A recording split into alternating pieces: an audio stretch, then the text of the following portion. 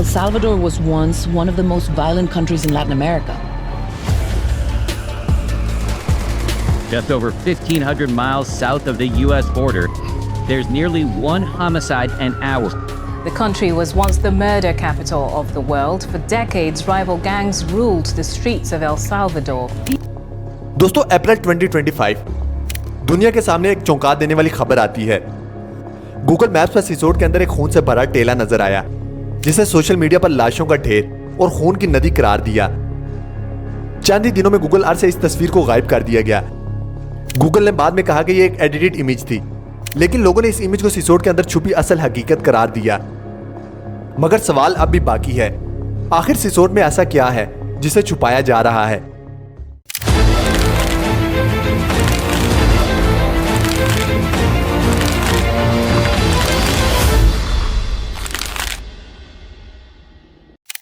दोस्तों, दुनिया में एक ऐसी जेल है जहां कैदियों के साथ मुंडवाए जाते हैं, जहां सूरज की रोशनी दाखिल नहीं हो सकती।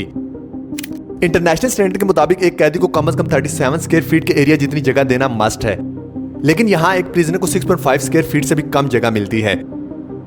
यहां एक सेल में 150 से ज्यादा कैदियों को रखा जाता है और यहां से कोई कैदी कभी भी वापस नहीं आया।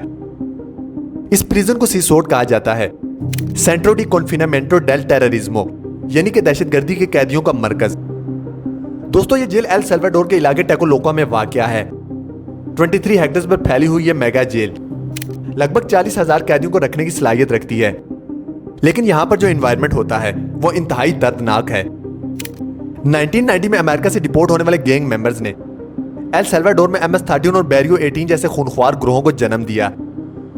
कत्ल, भत्ताखोरी, ड्रग्स और स्मगलिंग जैसे हर जुर्म ने यहां सर उठाया। 2015 की एक रिपोर्ट के मुताबिक यहां हर 1 लाख अफराद में से 103 कत्ल हो रहे थे। एल सल्वाडोर दुनिया का सबसे खतरनाक कंट्री बन चुका था। 26 मार्च 2022 सिर्फ एक दिन में यहां 87 लोगों का कत्ल होता है, जिसे एल सल्वाडोर की तारीख का सबसे खूनी दिन करार दिया। इसके बाद यहां की गवर्नमेंट हरकत में आती है और वहां के प्रेसिडेंट ने ऐलान किया, अब बात सिर्फ लाश की नहीं बल्कि अब यह जंग है। एल सल्वाडोर गवर्नमेंट ने दुनिया की सबसे बड़ी जेल बनाने का फैसला किया। लगभग $100 मिलियन की अमाउंट से सिसोट प्रिजन को बनाया गया। दोस्तों, ये एक किला नुमा जेल है जिसे 19 वॉच टावर्स, 9 मीटर ऊंची दीवारें, बिजली वाली फेंसेस और सख्त सिक्योरिटी से कवर किया गया। यहां हर सेल में 150 से ज्यादा कैदियों को रखा जाता है। यहां कोई बेड नहीं है बल्कि सिर्फ लोहे के बंकर्स हैं। ना कोई एंटरटेनमेंट, ना कोई एजुकेशन, इवन के अपनों से मुलाकात करने की भी इजाजत नहीं है। 24 घंटों का अंधेरा, कैमरे की सुपरविजन, यानी कैदियों को धूप से भी दूर रखा जाता है। अब सवाल यह है कि क्या यह सब अमन कायम करने के लिए अच्छा कदम है या नहीं? एमनेस्टी इंटरनेशनल, BBC और दीगर आलमी इदारों ने सिसोट पर सख्त तनकीद की। यहां हर जुर्म के कैदियों को एक साथ रखा जाता है। आज तक कोई भी इस प्रिजन से वापस नहीं निकल पाया। जस्टिस एंटोनियो दुरान ने कहा कि यह जेल दरअसल एक सुस्त रफ्तार सजाए मौत है। एल सल्वाडोर के प्रेसिडेंट ने इस सब को यहीं महदूद नहीं रखा। अब वो करप्ट पॉलिटिशियंस के लिए सिसोट के नाम से एक जेल बनाने जा रहे हैं।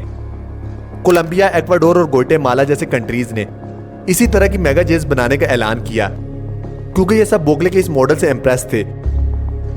मार्च 2021 में अमेरिका ने 261 गैंग मेंबर्स, जिनमें वेनेजुएला और अमेरिकन शहरी भी शामिल थे, इन सब को बगैर किसी ट्रायल के सिसोट में भेज दिया। किलमोर एब्रिगो गार्शिया, जो कि अमेरिकन मीडिया और पुलिस के लिए मोस्ट वांटेड था, इसे गलती से डिपोर्ट किया गया और सिसोट में भेज दिया गया। अब सवाल यही है कि क्या सिसोट वाकई जराइम के खिलाफ एक कामयाब मॉडल है या एक ऐसा मकाम है जहां इंसानियत दम तोड़ती है? क्या यह अमन की इलामत है या खौफ की? क्या सिसोट में कैद इंसान इंसान ही रह जाता है